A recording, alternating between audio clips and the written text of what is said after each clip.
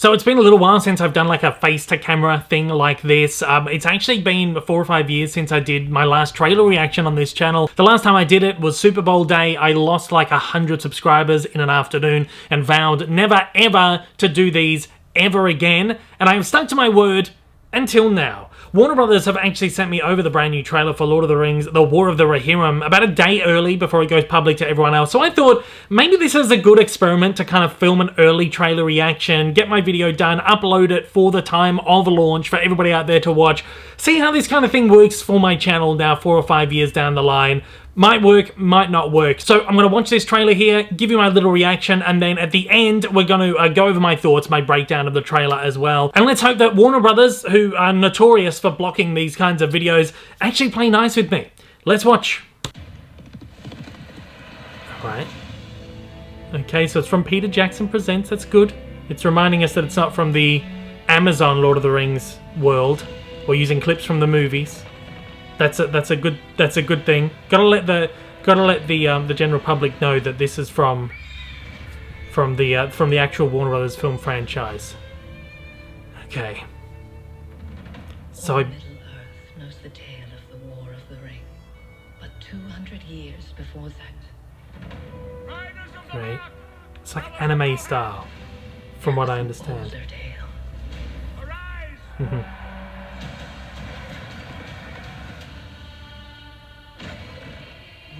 With an offer to strengthen. That's very cool. Hera, daughter of Helm, I will seek your hand in marriage. Our fathers speak as if I were not even in the room. I do not want to marry you. You do not seek an alliance. You seek a throne. You will live to regret this, old man. Wow, the art style's really cool on this. He's dead. You will pay for this with your life. I've not seen a lot of anime, so it's relatively new to me. There's so many of them. I pledge to fight for my king. Very cool. I'm the fastest rider you have.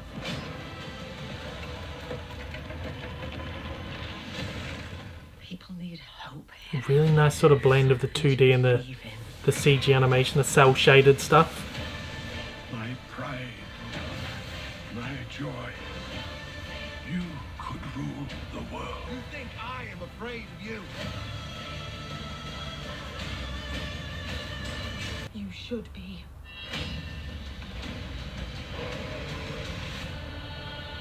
The Rings, The War of the Rohirrim. What does your Mordor want with rings? There's the ring. Indeed, it's Christmas this year. Wow.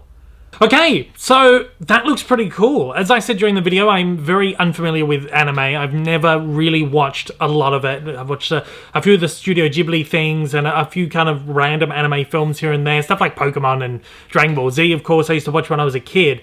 But I'm kind of very unfamiliar with the broader scope of anime. It's just something that has not really been entirely accessible to me. I know it's so really expensive to buy on physical media and stuff. Nothing I ever really got into collecting.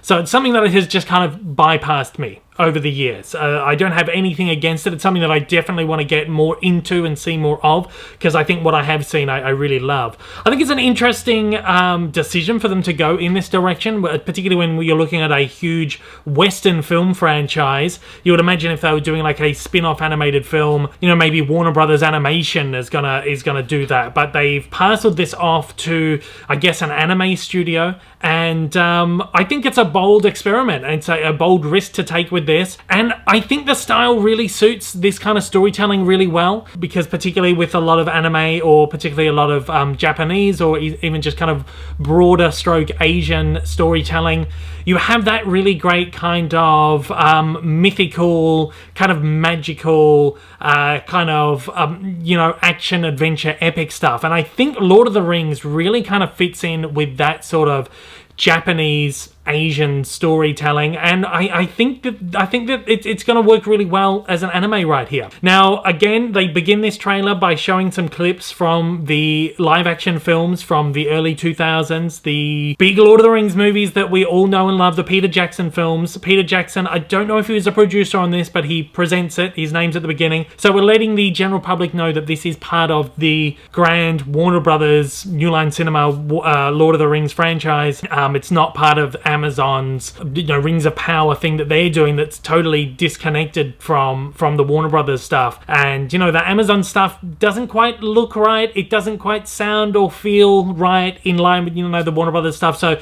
I think they're really trying to ground this and make it look like it is a kind of an offshoot from this franchise that we all know and love. Funnily enough, I loved these movies when I was younger and I watched them over and over and over again. But I've only just recently, over the last couple of weeks, rewatched them for the first time in probably the best part of about 20 years, maybe 15 years, something like that. So it's all kind of really fresh to me, and I certainly didn't know that the trailer was coming so soon. So I think the timing of this is really good for me. It looks great. We don't have any of the characters from the movies, of course, because this is set however many hundreds of years before the actual story of the Lord of the Rings, the time period, because, Tolkien's, work spans hundreds of thousands of years of this kind of mythical world that he created. Different stories can be told at different points of the timeline within this, the grand universe that he set the Lord of the Rings Middle-earth in. So this comes at a kind of a time period before the films, and I think it separates itself enough to be able to take these big risks, these big swings. I know at least Miranda Otto has returned to voice Eowyn, and I believe that is who we hear speaking in the trailer. The kind of narration that you hear at the beginning and sort of throughout it. And I think that's a nice little kind of a nice little connection to those older movies. But look, again, the animation style is really beautiful here. I love, as I said during it, the kind of really subtle kind of blend of the 2D animation with the kind of CG, like cell shaded stuff. I guess anime kind of uses a lot of that these days. Again, the anime stuff that I have seen is like decades old. I haven't really seen any of the newer stuff, but I know Western animation uses this a lot now. Particularly, you see like the Spider-Verse movies and all those movies that are trying to emulate that style at the moment, but they do it in like a really over the top kind of in your face way. This kind of makes it a lot more subtle. The kind of CG elements are a lot more subtle, and the 2D elements is kind of really forefront. What I really admire about Japanese animation, about anime, is that they are still really pushing the traditional 2D animated style, which you just barely get from Western animation these days. But look, this looks really cool. I'm really excited to see this. There's some really great visuals in here. The characters look interesting. I know really nothing about Middle-earth outside of the Lord of the Rings movies and The Hobbit and those kind of stories. So it's going to be exciting for me, particularly to kind of go back a few hundred years in the past and explore kind of a different age of Lord of the Rings. And again, as set in the same universe as Peter Jackson's movies. But at that, I want to know, what are your thoughts on this? I want to hear from Lord of the Rings fans. I want to hear from anime fans. I want to just hear from everyone out there. What are your thoughts on the brand new trailer for The Lord of the Rings, The War of the Rohirrim? As always, join the conversation down below.